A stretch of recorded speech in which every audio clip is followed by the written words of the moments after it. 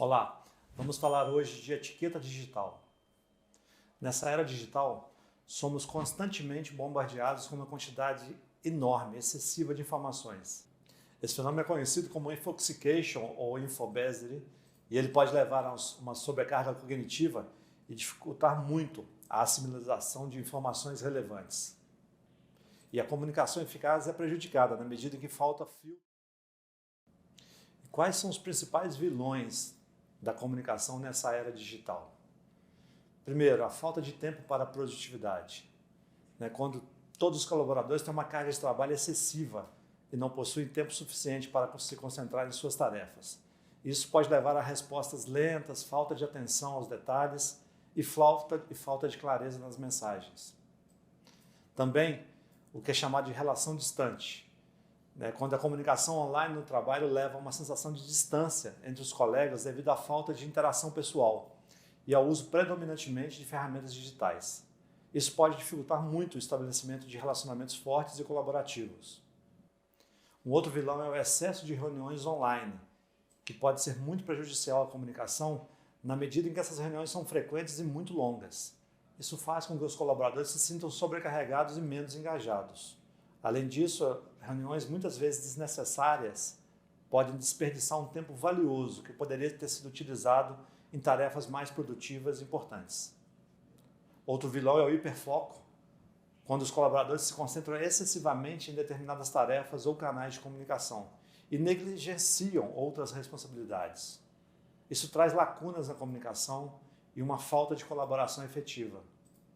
Outro vilão é o chamado Generation Gap, o gap entre diferentes gerações no mesmo local de trabalho e que pode resultar em desafios de comunicação online.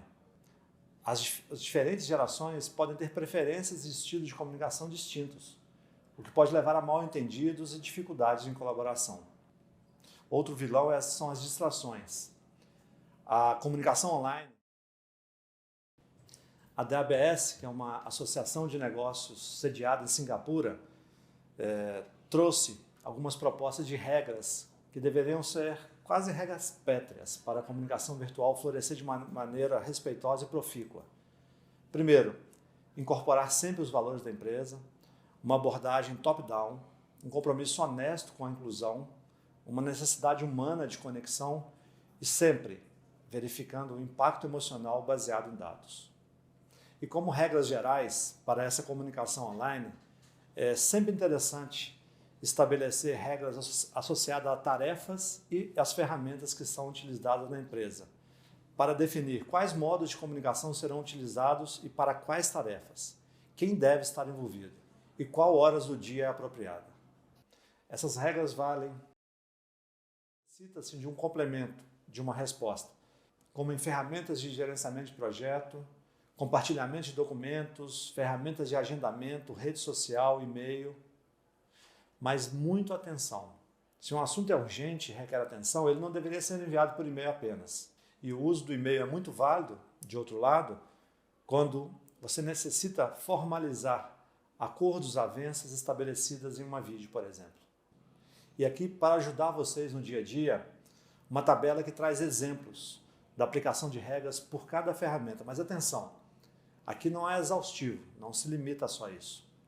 Vocês devem sempre promover junto aos líderes e à área de recursos humanos a construção desse tipo de ferramenta, desse tipo de tabela para ajudar vocês.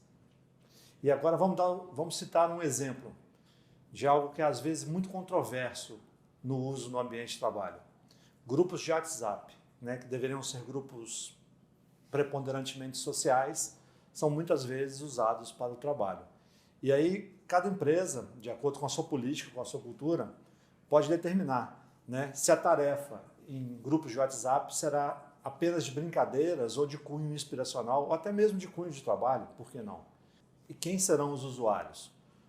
Os departamentos sempre com o público interno.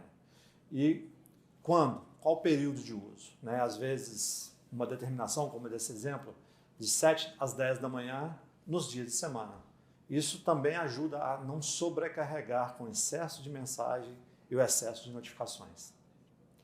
E aqui um exemplo da aplicação da etiqueta digital em videoconferências. A iluminação deve ser sempre frontal, e algumas boas práticas para serem utilizadas em conferências. Combine as regras no começo da reunião. Deixe no mudo quando não estiver falando. Varie sua voz ao longo de sua fala. Verifique sempre as configurações antes de falar e tire do mudo. Fale claramente. Peça às pessoas para contribuírem. É muito fácil se esconder e fazer outra coisa nesses momentos. Use fone de ouvido, respeite os momentos de fala, tente não interromper os outros, evite expressões idiomáticas, gírias, jargões técnicos que dificultam muito o entendimento. Fale sempre e contribua. Considere a personalidade e a cultura dos presentes. E conheça as pessoas em termos de estilo de comunicação e conhecimento dos tópicos. E como podemos garantir que essa situação não saia do controle? Primeiro, respeito e tom adequado. Trate os outros com respeito e cortesia, mesmo quando você discorda das suas opiniões. Ao se comunicar por escrito, verifique se o tom da sua mensagem está apropriado. Guarde uma regra: palavra online não faz curva. Não compartilhe informações pessoais de outras pessoas sem a permissão delas. A comunicação online carece de pistas visuais e auditivas, o que pode levar a mal-entendidos. E sempre menos é mais.